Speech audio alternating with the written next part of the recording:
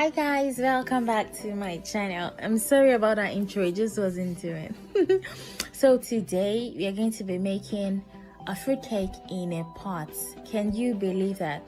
I made this fluffy, perfect fruit cake in a pot.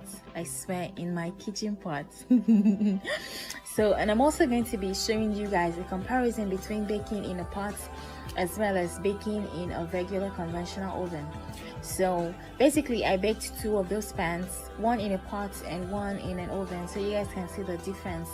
And I was really surprised, I swear to God, I was so surprised. Can you believe that cake was baked in a pot? So if you don't have an oven in your house, this is the trick, guys. This is the video for you, and you have to watch it to the end so you can understand what I am talking about. Okay, so guys, I'm going to give you guys 3 different tricks to baking in a pot. The first thing you have to make sure is you have to make sure your windows are open, because guys, like the kitchen was smoky as fuck, like everywhere was stuffy, and I was wondering why, until I realized that, okay girl, you're baking in a pot and your windows are closed, so I had to open up the windows. And the second trick is when you turn on the heat, you have to turn on the heat to high at first, so the first 5 minutes while your pot is on the heat, and then when you put your cake inside the pot, you should reduce it to the lowest, the barest minimum ever. Otherwise your cake will burn. It will like caramelize all around it, but the inside will not be done. So you just have a really hot pot and then reduce the heat so you can bake gradually.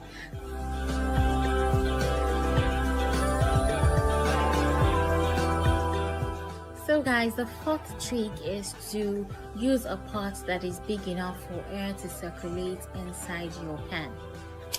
Do you understand? Okay, which means that was the reason why I used that little bowl, so that it will be small enough to be able to fit inside the pot while I cover it, and still there will still be space for hot air to circulate inside the pot. Do you understand? Okay, I'm sure you do. So guys, let's get back to this cake. So right now I'm trying to caramelize the sugar, because caramelized sugar kind of makes your fruit cake very it gives it a very brown color. That's if you don't have brown sugar, of course. And then it also gives it this caramel taste. It is really amazing, I promise you guys.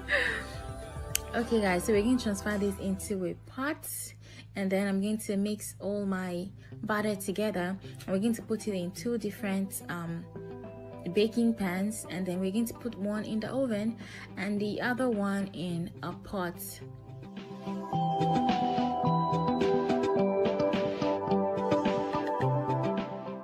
So guys, it's time to make the batter for our cake. So we're pouring our 4 egg yolks into the bowl, and then 250 grams of butter, melted butter of course, and then we're going to stir that together, and then we're going to add to that our caramelized sugar. It's important at this stage to stir really well, because you want the caramel to melt in the butter and in your wet ingredient basically. And then we're pouring in like half a cup of kefir, and then stir it really well. So now it's time for our dried ingredients. So we need 2.5 cups of flour, and then you're going to stir it well. It's important that you don't overstir, because when you overstir your cake, it kind of beats out the gluten, and you don't want the cake to be tough. You want it to be crumbly and nice, and spongy. So, and then to that, I'm going to add a tablespoon of baking powder, a tablespoon of baking soda, a 1/4 teaspoon of salt, and then we're going to stir everything together. And then the last thing we're going to add is the fruit. And don't forget, we marinated this fruit in some orange. I know I didn't say that, but I hope you read it on the screen. In some orange, like I squeezed some orange into it the night before so it could soak, because I didn't want to use alcohol. So now our whipped up egg whites. So we're going to fold this in gradually in 3 batches. The reason why you're folding it in 3 batches is because you want it to still hold up the the volume. You don't want to deflate the old egg whites that you bake, so you should fold it in 3 or 2 batches if you like. So this one I'm folding it in 3 different batches, so it can be really nice and fluffy and voluminous. The reason why I'm doing this is because normally I don't bake my cakes this way, but I'm doing this because I'm going to bake one in a pan and in a pot, and I want it to give it as much